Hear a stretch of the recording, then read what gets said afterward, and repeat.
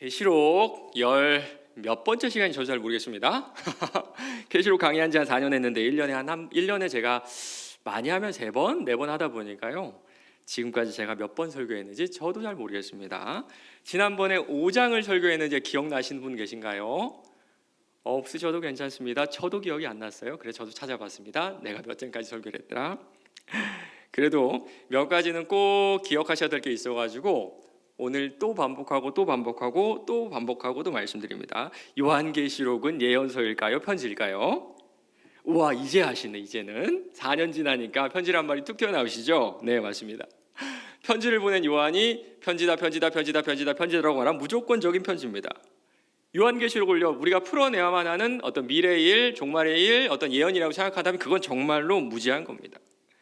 이 편지란 말을 읽지 못하는 건지 아니면 인정하고 싶지 않은지 모르겠지만 아직도 신천지에서는요, 요한계시록을 풀어내야만 하는 어떤 미래의 예언서라고 주장하죠. 그러나 지금 이 자리에 혹시 우리 신천지 교인분이 계신다면 인간적으로 환영합니다. 잘 오셨어요.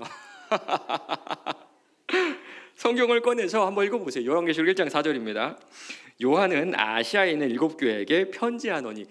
이게 예언서인가요? 편지인가요? 편지입니다. 편지.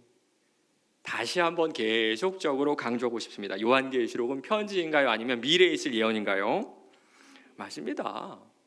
문제는요, 신천지가 아니라 우리들이에요. 성경을 가지고 있는 우리들도요, 요한이 편지한다 계속 편지라고 하는데 편지라고 생각을 안 합니다. 제가 찾아보니까 요한계시록에 편지라는 말이 무려 8번이 나와요. 편지 8번이나 내가 지금 누가에게 편지를 쓰고 있다고 얘기하는데 우리는 편지가 아니라 그래도 종말에 있을 어떤 미래의 어떤 예언, 어떤 심판에 대한 이야기다, 이렇게 생각하는 경우가 많다는 겁니다. 이 얘기를 하면 어떤 분들은 속으로 이런 생각을 하죠. 그럼 목사님, 편지 내용이 예언 아니에요? 그 편지에 든 내용이 심판에 관한 내용 아니에요? 일정 부분 맞는 부분도 있는데요. 사실 요한이 요한계시록을 쓴 목적은 그게 아니기 때문에 틀렸다라고 말할 수도 있습니다. 제가 우리 교회에서 이제 5년 차입니다. 올해로 참 오래 있었죠. 5년 차인데 6장이니까 제가 다 끝내려면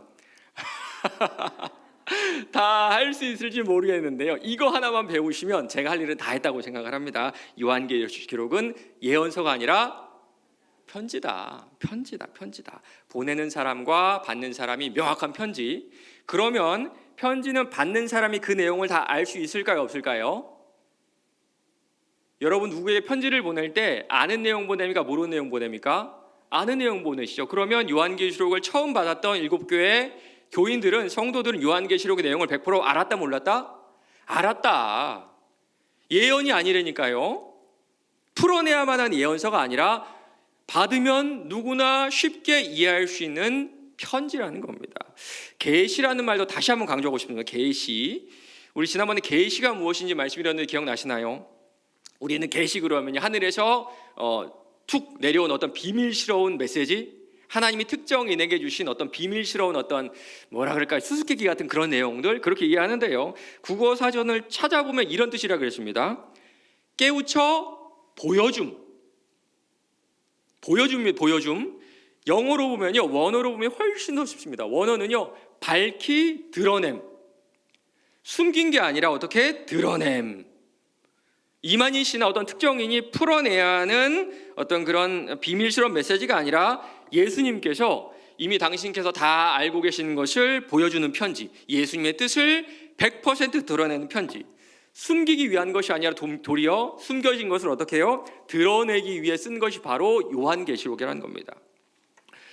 우리가 자꾸만 이렇게 요한계시록을 오해하는 이유는요, 방금 우리가 읽은 대로 환상적인 내용이 참 많이 나오죠. 그렇죠? 이제 4장부터 해가지고 환상적인 쭉쭉쭉 나오기 때문에 우리가 참 이거는 신비로운 내용이다 생각하는데, 유대인들에게 요한계시록은 그런 책이 아니었습니다. 사실 오늘 읽은 내용들의 대부분은요, 구약성경에 있는 겁니다.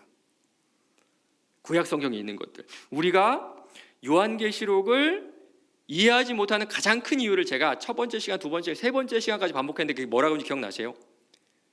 기억 안 나시죠? 괜찮습니다. 그래야 제가 반복을 또 하죠. 네, 구약성경을 몰라서. 조금 더 가슴 아파 얘기하면요, 구약 성경을 읽지 않아서. 성경을 읽지 않아서 요한계시록의 내용이 환상적인 내용으로만 보이게 되는 겁니다. 그러나 그 당시의 유대인들은요, 구약성경 전체를 모두 다 외울 정도였죠. 그래서 요한계시록에서 요한이 사용하는 이 단어들, 소재들은요, 이미 유대인들이 익숙하게 알고 있는 그런 내용이었어요. 여러분 2002년 하면 뭐가 떠오르시죠? 2002년? 감사합니다. 제가 이 얘기를요, 이번에 청년부 올라온 아이들이 2003년생 아이들이거든요. 이 친구들이 2002년의 그 감격을 알까요, 모를까요? 그 난리 났던 그때를 알까요, 모를까요? 모릅니다. 이게 책에서 배웠지, 역사책에서 배웠고, 옛날에 뭐 다큐멘터리에서 배웠지, 2002년에 여러분 설명할 수 없죠, 그렇죠? 온 나라가 뒤집어졌었잖아요, 그때, 그렇죠? 여러분 예수 믿는데도 붉은 악마다 그러고 우리가 다 빨간 옷 입고 나는 그러고 살았는데요. 하물며 우리나라 아이들도 아니고요, 만약에 한 2010년에 미국에서 태어난 아이들에게 2002라는 숫자를 보여주면 이들이 알까요, 모를까요? 모르죠.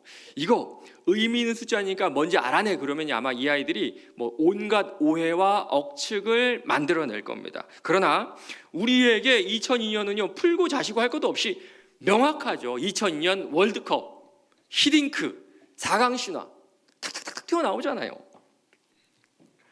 하물며 요한계시록은요, 10년 전도 아니고 20년 전도 아니고 100년 전도 아니고요, 무려 2000년 전에 유대 문화와 헬라 문화가 섞여 있던 중동 지방에 쓰여진 편지입니다. 그것도 구약 성경을 거의 다 외우는 유대인들에게 쓰여진 편지라는 겁니다.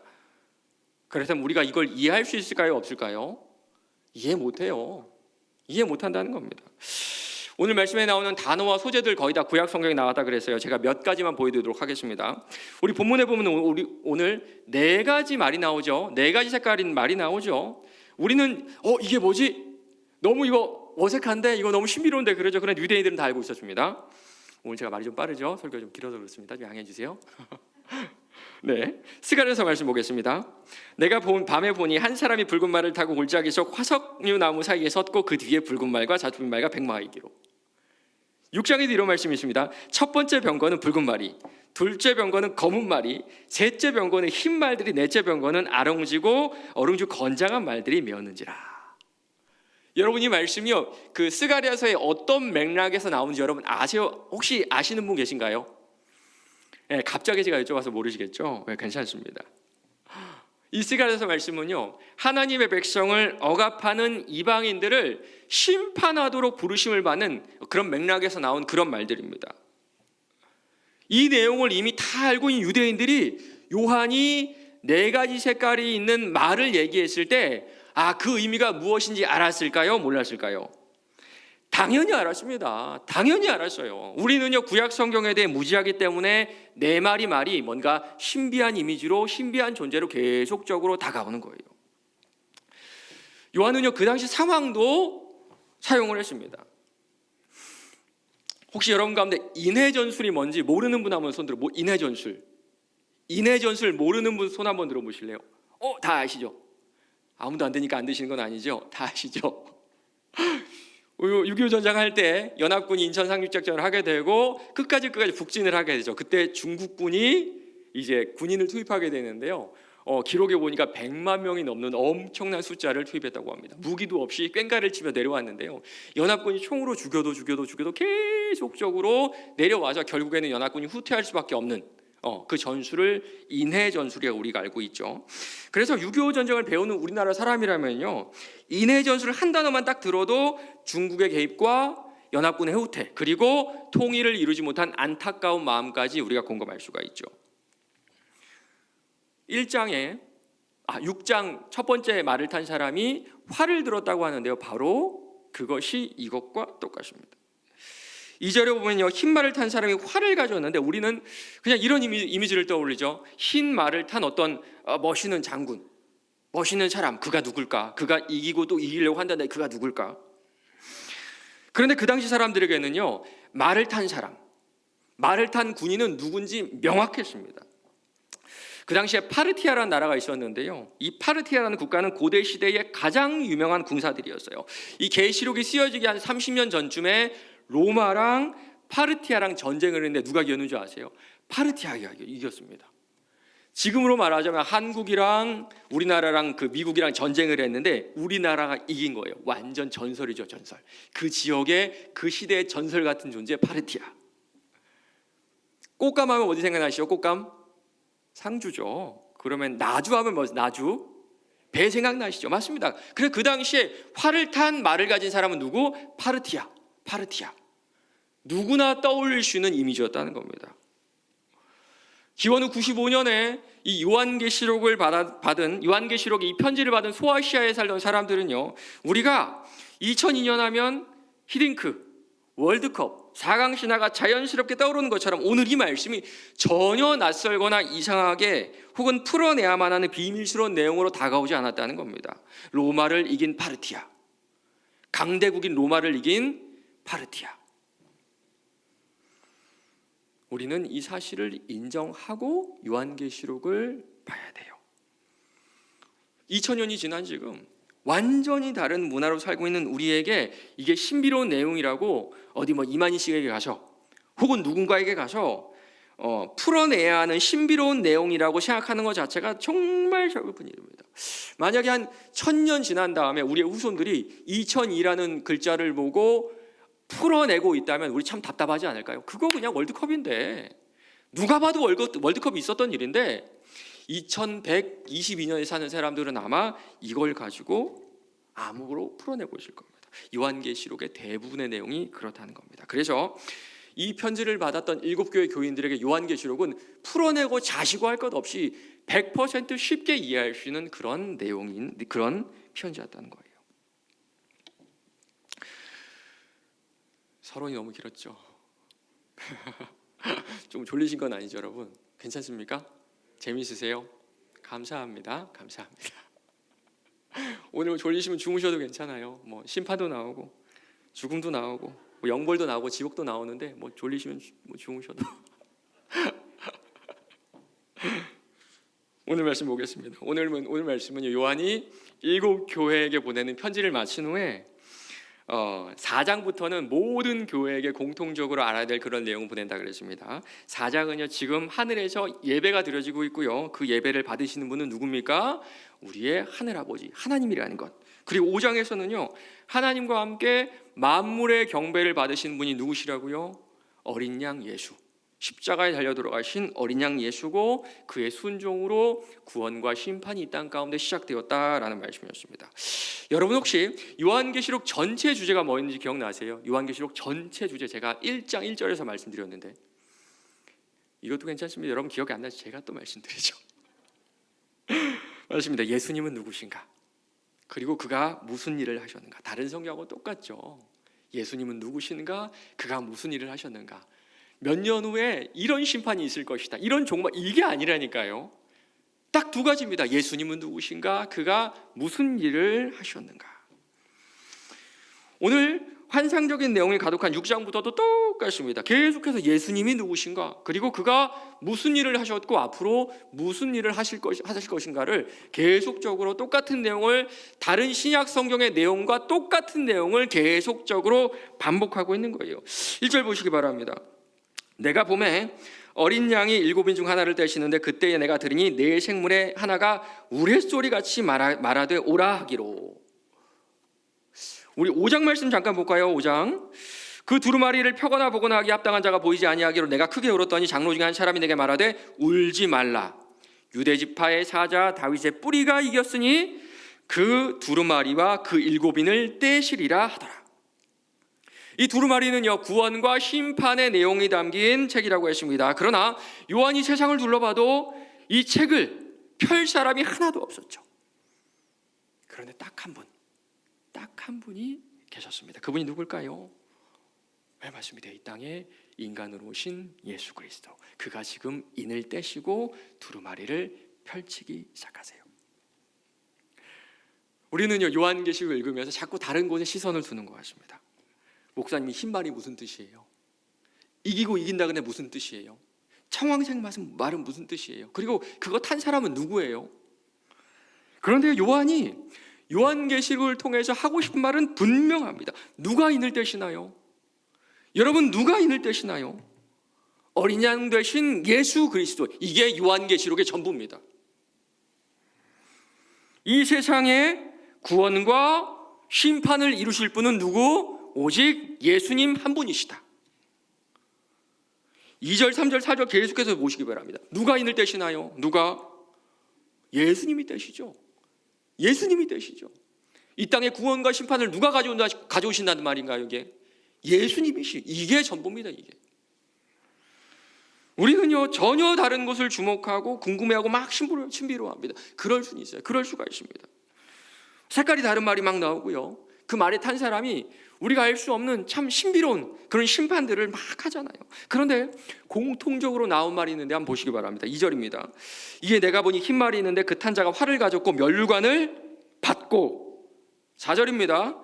이에 다른 붉은 말이 나오더라. 그 탄자가 허락을 받아 땅에서 화평을 제하여 버리고 서로 죽이게 하고 큰 칼을 받았더라. 8절입니다. 내가 보면 청황색 말이 나오는데 그 탄자 이름은 사망이니 음부가 그 뒤를 따르더라. 그들이 땅 4분의 1의 권세를 얻어. 이들이 무언가 심판의 행위를 하는데요 공통된 내용이 있습니다. 그게 뭘까요? 여러분 발견하셨나요? 네, 맞습니다. 2절 보세요. 면류관을 받고. 4절입니다. 허락을 받아. 8절입니다. 권세를 얻어. 면류관이라는 말은요 권세라는 말과 동일하거든요. 맞습니다. 지금 이 땅을 심판하는 천상적인 존재들은요 자기 뜻대로 자기 마음대로 움직이는 게 아닙니다. 그리스도로부터 허락을 받고 권세를 받아 이 모든 일을 행하고 있는 거예요. 그들이 누구일까? 각각의 색깔이 무슨 뜻이 있을까? 이게 중요한 게 아니라 이 모든 일을 주관하시는 분이 어린 양 되신 예수 그리스도다. 이게 요한계시록의 전부예요.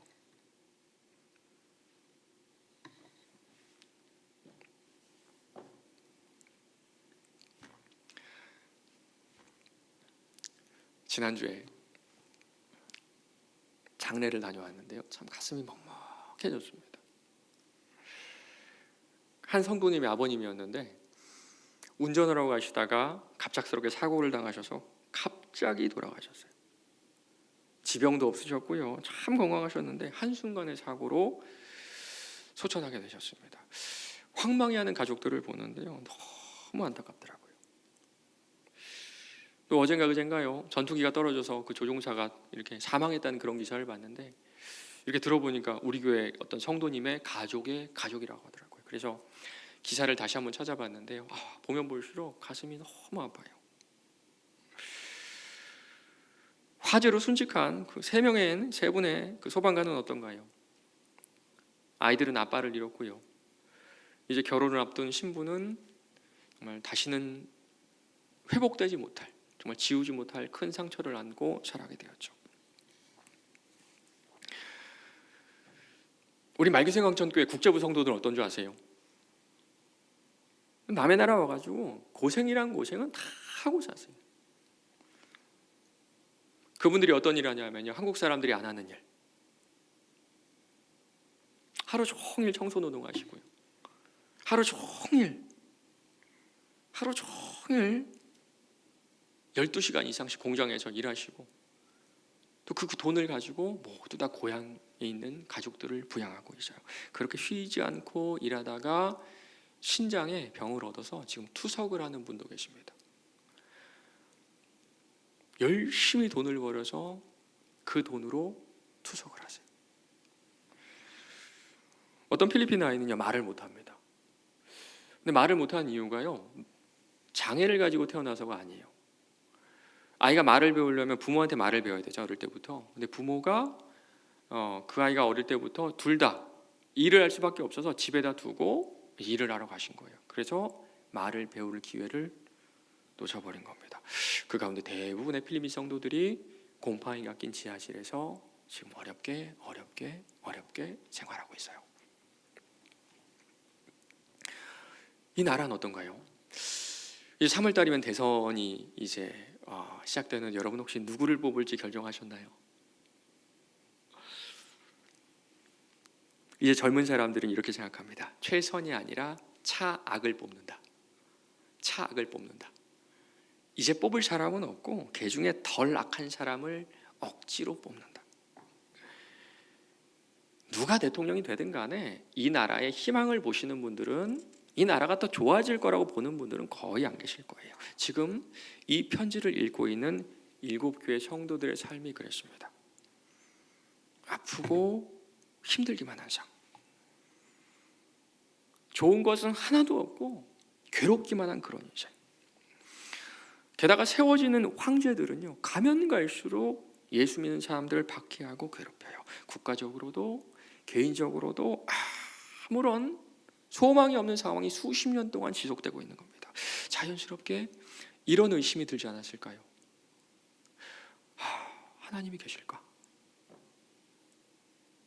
진짜 하나님 계실까? 하나님이 계신다면 어떻게 이런 일이 있을 수 있지? 우리도 어려움이 들 때 종종 드는 생각이죠. 하나님이 계실까? 과연 선하신 하나님이라는데 왜 나한테 이런 어려움을 허락하실까? 신앙의 연수가 길어지면 길어질수록, 신앙이 깊어지면 깊어질수록 마음이 점점 더 힘들어지죠. 지금 마치 우리처럼 고난 가운데, 어려움 가운데 믿음을 버리려는 그들을 위해 요한이 편지를 쓴 겁니다. 모든 것이 하나님의 통제 아래에 있다. 이 모든 어려움도 주님의 다스리심 아래에 있다. 모든 어려움이 하나님께서 허락하신 고난이고 하나님의 섭리 아래에서 이루어지는 그런 일들이다. 이것이 바로 요한이 그들에게 보내는 메시지였어요.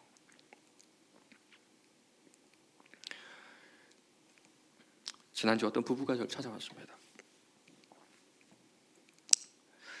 사람으로서는 어떻게 할 수 없는 정말 큰 문제를 맞닥뜨리게 되었는데요. 저한테 이런 말을 해요. 목사님, 그래도 하나님 원망하지 않아요. 제가 배워요. 제가 가르친 아이들인데요. 이제는 제가 배웁니다. 그리고 같이 기도하는 가운데 이런 마음이 들었습니다. 하나님께서 통제하시는 이 문제는 우리 하나님께서 분명히 해결하신다. 분명히 해결하신다. 지금 어찌할 바를 모르는 문제로 고민하고 또 괴로워하는 분이 계신다면 여러분도 이 고백을 한번 드려보시기 바랍니다.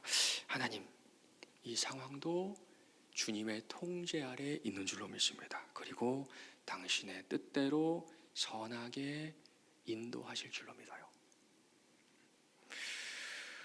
눈물을 흘리며 씨를 뿌리는 자는 기쁨으로 거두리로다. 울며 씨를 뿌리러 나가는 자는 반드시 기쁨으로 그 곡식단을 가지고 돌아오리로다. 그 옛날 신앙인들도 울었습니다. 한결같이 단단한 마음으로 이 시기를 버텨낼 수 있는 사람은 이 세상 가운데 아무도 없어요. 우셔도 괜찮습니다. 슬프고 아픈 건 당연한 거예요. 그러나 그 가운데서도 이 확신 하나는 잃지 마시길 바랍니다. 모든 것이 하나님의 뜻 아래에 있고 그가 기쁨으로 거두게 하실 것이다. 이 믿음이 우리가 뿌리는 믿음의 씨앗이에요. 그리고 2000년 전에 울면서 씨를 뿌렸던 7교회 성도들의 곡식이 바로 우리들 아닌가요?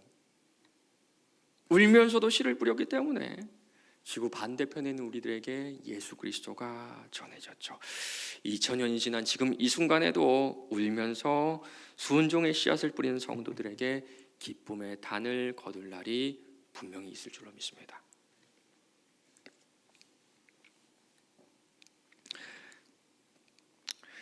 우리 예수님께서 4번째 인을 떼실까지 4가지 색의 말이 나오죠. 흰색, 붉은색, 검은색, 정황색. 이 각각의 색깔이 의미가 있을까요? 없을까요? 어떻게 생각하세요? 있을까요? 없을까요? 너무 졸리셔서 생각이 안 나시죠? 괜찮습니다. 네, 주무셔도 괜찮아요. 네. 예, 있습니다. 각각의 색깔은 의미가 있어요. 그런데 생각보다 단순합니다. 영적이다. 뭐 신비적이다 그런 내용이 아니라 우리의 상식선에 있는 그런 내용들이에요. 먼저 첫 번째입니다. 흰 말을 탄 자가 활을 들고 있고요. 면류관을 받아서 이기고 또 이기려고 한다고 하네요. 도대체 흰 말의 의미가 뭘까요? 우리 사진 한번 볼까요? 그 다음 장면 보여주세요. 네, 나폴레옹 사진인데요. 유럽을 정복했던 나폴레옹이 탄 말의 색깔이 뭘까요? 흰색이죠, 흰색. 그 다음 사진 보여주세요. 네.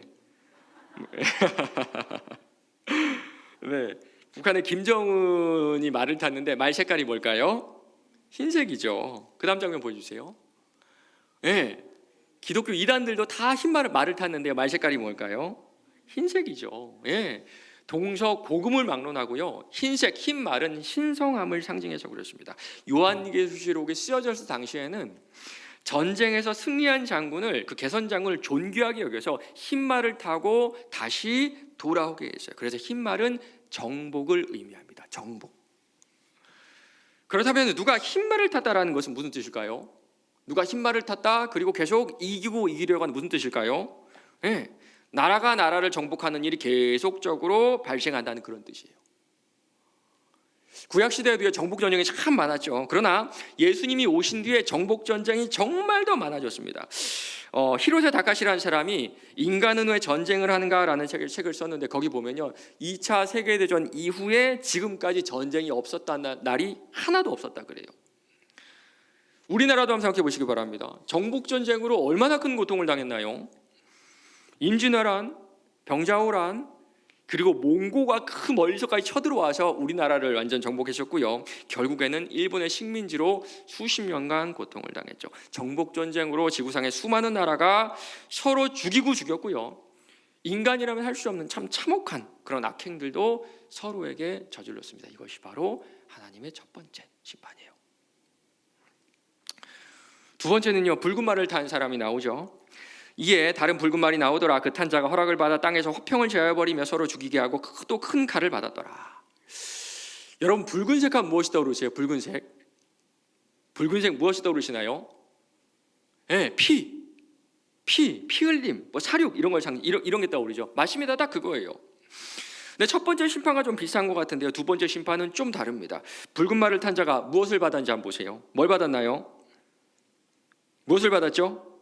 네, 큰 칼을 받았죠. 그런데 큰 칼로 번역된 칼은요, 사실 로마 시대에 사용되던 단검이었습니다. 단검.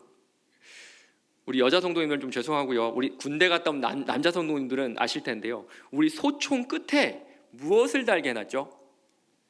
단검을 달게 해놨죠. 죄송합니다. 모르시죠? 우리 총 끝에 검을 달게 해놨거든요. 그 검을 왜 다는지 여러분 아시죠? 왜 달죠, 검을? 네, 백병전 때문이죠. 백병전. 총알을 다 쏘고 우리 서로 치고받고 싸울 때 단검을 이렇게 끼고 싸우라고 소총 끝에 나갈 단검을 둔 겁니다. 그렇다면 큰 창이 아니라, 큰 방패가 아니라, 기병이 아니라, 전차가 아니라 단검을 가지고 싸운다는 건 무슨 뜻일까요? 이거는 좀 소규모의 전투처럼 보이지 않으세요? 소규모의 전투? 맞습니다. 이 붉은 말은요, 내전을 의미합니다. 다른 나라의 전쟁이 아니라 나라 안에서 내부적인 분쟁으로 많은 사람이 죽고 죽이게 된다는 그런 뜻이에요. 사실 요한이 살던 이 시대는요, 사람들이 외부의 적보다 이 내전 때문에 어려움을 참 많이 겪었습니다. AD 68년에서 69년까지 로마의 황제가 4명이나 바뀌었어요. 이 말이 뭘까요? 정부의 힘이 상당히 약했다는 거고요. 정부의 힘이 약할 때마다 혁명이 일어나고 반란군이 일어났다는 겁니다. 우리나라도 한번 생각해 보세요. 조선시대 때부터 당파 싸움이 끊임없이 있었고요.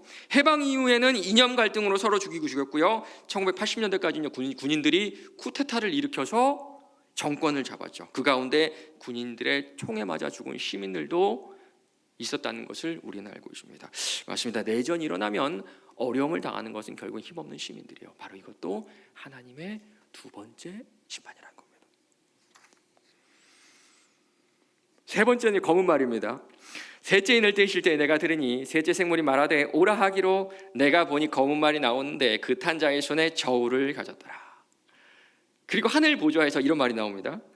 내가 네 생물 사이에서 난 음성을 들으니 이르되 한 데나리온의 밀한데요 한 데나리온의 보리 석대로다. 또 감람류와 포도주는 해치지 말라 하더라. 하늘 보좌에서 곡식의 시세에 대해서 말하네요. 한 데나리온의 밀 한 대, 한 데나리온의 보리석대라고 하는데 우리는 좀 감이 잘 안 잡히죠. 그래서 학자들이 연구해 보니까요, 그 시대 평균 물가의 10배에서 12배 정도 되는 가격이라고 합니다. 지금 쌀 20kg가 한 5만 원, 6만 원 하죠. 그렇게 따진다면 쌀 20kg가 얼마가 된 겁니까? 50만 원, 60만 원이 된 거예요. 이게 무슨 뜻일까요? 기근이 찾아왔다는 겁니다. 기근. 그런데 땅이 완전히 말라서 먹을 것이 없어져 버릴 그런 기근이 아니라 감람류와 포도주 정도는 어렵지 않게 구할 수 있는 어떤 제한된 기근이 찾아온다는 그런 뜻이에요. 지금이야 우리 먹을 것이 넘쳐나지만 아마 우리 어르신들은 알 겁니다. 어렸을 때 제한된 기근을 겪으며 지금까지 살아오셨을 거예요. 그리고 지금도 아프리카 사하라 사막 남쪽에는 무려 3천만 명의 사람들이 기근을 겪으며 살아가고 있어요. 이것도 하나님의 심판입니다. 마지막 말은요, 청황색 말인데 여러분 청황색이 무엇인지 아세요? 청황색? 네, 저도 몰라 찾아봤는데요. 무언가를 이렇게 태우고 나면 잿더미가 남잖아요. 잿더미. 그 잿더미 색깔이 청황색입니다. 청황색. 그 재의 색깔을 청황색이라고 합니다. 그래서 그 색깔 말을 탄 사람 이름이 뭔가요? 사망, 죽음이고요. 음부가 뒤를 따른다 그러죠. 심판을 받아 죽으면 지옥에 가게 되죠. 이렇게 사망과 음부는 항상 붙어 있습니다. 이 잿빛 말을 탄 사람이 무슨 일을 한지 한번 들어보세요. 그들이 땅 4분의 1의 권세를 얻어 검과 흉년과 사망과 땅의 짐승들로서 죽이더라. 무슨 뜻일까요? 무슨 뜻일까요? 우리는 애매하죠. 참 모르겠죠. 그러나 유대인들은 아니었습니다. 에스겔 말씀이에요. 주 여호와께서 이같이 이르시되 내가 나의 네 가지 중한 벌 곧 칼과 기근과 사나운 짐승과 전염병을 예루살렘에 함께 내려 사람과 짐승을 그 중에 끊으리니 그 해가 더욱 심하지 아니하겠느냐. 거의 비슷하죠. 네. 처음 듣는 얘기가 아니라 신비한 얘기가 아니라 이미 예언되어서 이미 모두가 알고 있었던 그런 내용입니다. 이 네 번째 심판은요, 앞에 세 심판을 요약하는 역할을 합니다. 첫 번째, 두 번째 심판이 전쟁이었고요, 세 번째 심판이 기근이었잖아요.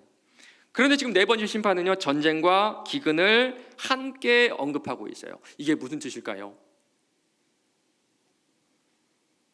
우리가 생각하기로 아주 나중에, 지금은 아니지만 이 심판의 순서대로 정복이 일어나고 내전이 일어나고 기근이 일어나고 그 다음에 모든 재앙이 함께 일어날 것이다, 이런 뜻일까요? 이런 뜻일까요? 순서대로? 아닙니다. 아니에요. 이 네 번째 재앙이, 심판이 우리에게 명확하게 알려준 게 뭐냐면 이 요한계시록에 나오는 심판이 시간 순서가 아니라는 거예요.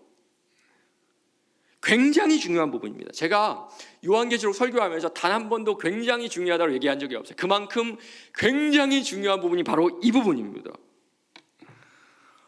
우리는 요한계시록을 보면서 인심판, 첫 번째, 두 번째, 세 번째, 네 번째, 다섯, 여섯, 일곱, 그 다음에 뭡니까? 나팔심판, 하나, 둘, 셋, 넷, 다섯, 여섯, 일곱, 그 다음에 대접심판, 하나, 둘, 셋, 넷, 다섯, 여섯, 이렇게 시간 순서대로 하나, 둘, 셋, 넷 일어날 것이라고 생각을 해요. 그런데 여러분 생각해 보시기 바랍니다. 이미 다 일어난 일이죠.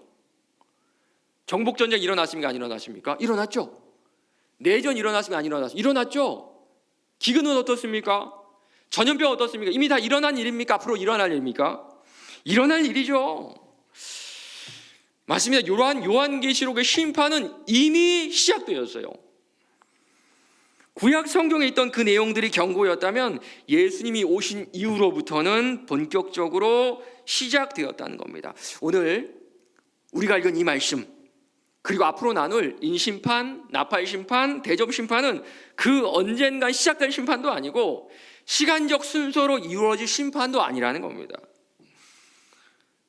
그래서 요한계시록을 오해하는 많은 사람들이 어떻게 해석한 줄 아세요? 지금 우리가 다섯 번째 인심판 시대에 살고 있어요. 지금 우리가 여섯 번째 대접심판에 살고 있어요. 지금 우리가 네 번째 나팔심판에 살고 있어요. 이런 게 아니라는 겁니다. 그렇게 보일 수는 있으나 사실 최후의 심판 외에 요한계시록에 나오는 모든 재앙들은 이미 예수님이 오실 때부터 시작되었고요, 종말에 이를 때까지 계속될 거예요. 여러분의 이해를 돕기 위해 제가 사진 한 장 제가 만들었습니다. 네. 맞습니다. 우리는 지금 요한계시록에 나오는 인심판, 대점심판, 나팔심판이 동시다발적으로 일어나고 있는 그런 시대에 살아가고 있는 겁니다. 한 가지 우리가 주목해야 될 것은요, 그 강도가 점점 세지고 있다는 거예요.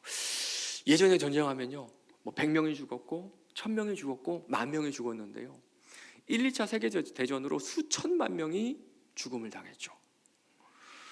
그리고 예전에는요, 칼과 총으로 그 사람만 죽었다면 지금 어떻습니까?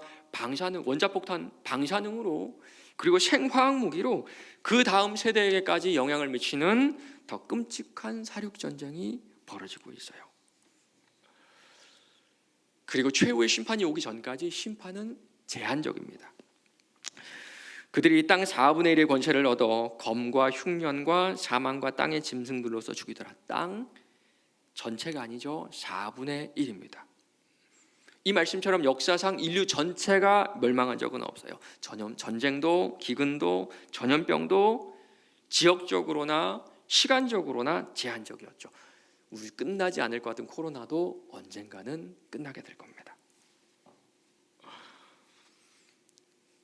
여러분 어떠세요? 이제 요한계시록의 심판의 내용이 조금은 그래도 이해가 되시나요? 조금 머릿속에 들어오시나요? 맞습니다. 요한계시록은요, 먼 미래에 일어날 그런 일들이 아니라 이미 우리가 겪고 있고 앞으로도 겪을 수많은 고난들이에요. 그런데 이쯤 되면요, 한편으로 이런 생각이 드실 수가 있어요. 하나님 너무하신데, 하나님 정말 너무하신데, 지금까지 있었던 내전, 전쟁, 기근, 전염병, 이거 다 하나님의 심판이라는 거잖아요. 실제로 수천만 명이 죽었던 세계대전 1, 2차 세계대전 이후에 유럽의 기독교인들의 대부분이 신앙을 버렸습니다. 하나님이 살아계시다면, 그가 선하시다면 이런 참사는 있을 수 없다고 생각했기 때문이에요. 그러나 그때의 그 유럽인들이 놓치고 있었던 게 한 가지가 있어요. 어떤 신학자가 이런 말을 했습니다. 우리 하나님께서 우상 숭배자들을 심판하시는 방법은 더 우상 숭배적이 되도록 내버려 두는 것이다. 돈을 좋아해가지고 하나님의 위치에 돈을 가져다 놓으면요, 하나님이 그 벌로 돈을 뺏어 가시는 것이 아니라 더 돈을 좋아하게 만드세요. 더 돈을 숭배하게 만드신다, 그런 뜻입니다. 이게 하나님이 우리를 심판하시는 방법이에요. 지금 제 손에 성경책이 있는데요, 제가 이 손을 빼면 어떻게 될까요? 어떻게 될까요? 떨어지겠죠. 제가 바닥으로 집어 던지지 않아도 이 성경책 자체의 무게 때문에 떨어집니다. 맞습니다. 우리 하나님은요, 우리의 마음을 조종해 가지고 전쟁하게 하고 내전하게 하고 서로를 죽이게 하고, 혹은 먹을 것도 주시지 않고, 혹은 전염병을 다 보내시고, 이런 식으로 심판하지 않으세요. 선하신 하나님은 악의 근원이 되실 수가 없습니다. 우리 하나님의 심판은 그저 은혜의 손길을 거두시는 거예요. 지금까지 우리를 바치셨던 은혜의 손길을 거두시면 죄성이 가득한 인간은 인간 본성 그대로 그 본성을 드러내며 살아가게 돼 있기 때문입니다. 싸우고 죽이고 빼앗고, 이 죄성에 죄가 더해져서 죄의 무게가 훨씬 더 짙어지는 거예요. 하나님이 인간을 조종할 필요도 없이, 어떤 특정한 심판을 던지실 필요도 없이 인간은 넘쳐나는 죄로 죄의 길로 걸어가게 되어 있다는 겁니다. 여러분, 기근의 문제는 어떨까요? 단순히 물이 없어서 기근이 있는 걸까요? 단순히 흉년이 들어서 기근이 찾아오는 걸까요? 그렇지 않습니다. UN 자문위원으로 일하는 장 지글러가요, 왜 세상의 절반은 굶주리는가 라는 책에서 이런 이유를 썼는데, 그 이유를 이렇게 밝힙니다. 미국의 그 캘리포니아 지역에서 소가 먹는 그 옥수수 있잖아요. 그 옥수수를 아프리카에 갖다 주면 모든 기근이, 모든 기아가, 모든 배고픔이 다 해결된다 그럽니다. 참 가슴 아프죠. 부자 나라에서는 소를 기르기 위해 옥수수를 먹이고요, 지구 반대편에서는 그 옥수수가 없어서 사람들이 굶어 죽어요. 하나님이 은혜의 손길을 거두신 곳에는 소가 살찌고 사람이 죽는 일이 발생하고 있는 겁니다. 맞습니다. 최후의 심판이 우리에게 오기 전까지, 최후의 심판이 이루어지기까지 우리 하나님은 당신의 은혜의 손길을 조금씩 거두어 가시고 인간이 그 탐욕대로 죄를 지으며 살아가도록 내버려 두세요. 그래서 하나님의 선택의 반대말이 신앙 용어로 유기입니다. 유기. 내버려 두시는 것, 보살피지 않으시는 것, 샘솟아나는 죄에 스스로 깔려 죽게 버려두시는 것.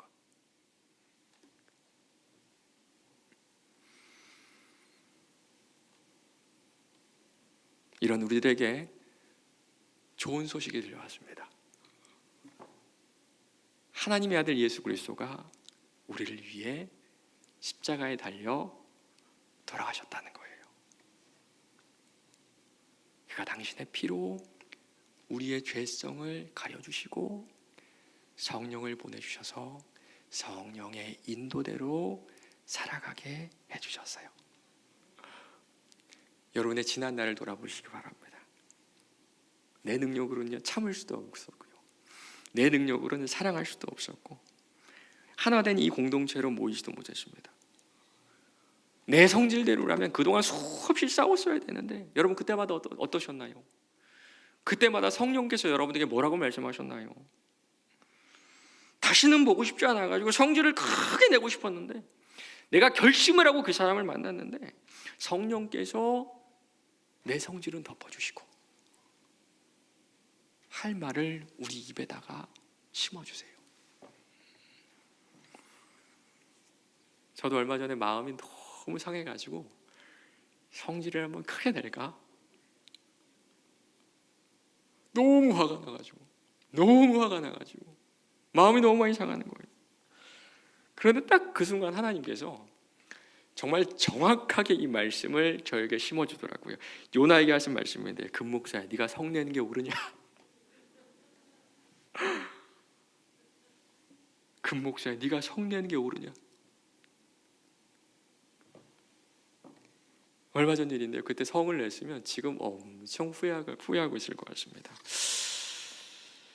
맞습니다. 우리 하나님은요, 우리를 선택해 주시고 그리스도의 피로 우리를 덮어 멸망의 길로 가게 하는 죄성이 아니라 성령의 인도대로 살아가게 해주세요. 고난 가운데서도 그리스도를 신뢰해라, 믿음을 지켜라. 주님께서 모든 상황을 통제하고 계신다. 이것이 바로 요한계시록을 통해 우리에게 주시는 말씀이에요. 말씀을 뵙겠습니다. 사랑하는 성도 여러분, 어떤 상황에서도 하나님은 당신의 자녀인 우리에게 말씀하세요. 당신의 자녀가 죄성에 따라 살지 않도록 내버려두지 않으시고 우리 안에서 계속적으로 말씀하세요. 이것이 큰 은혜고, 그것이 바로 주님께서 우리를 선택하셨다는 가장 큰 증거입니다. 오늘 말씀을 통해서 두 가지를 적용하려고 합니다. 먼저는요, 이 모든 상황이 예수님의 통제하에 있다는 고백을 한번 드려보세요.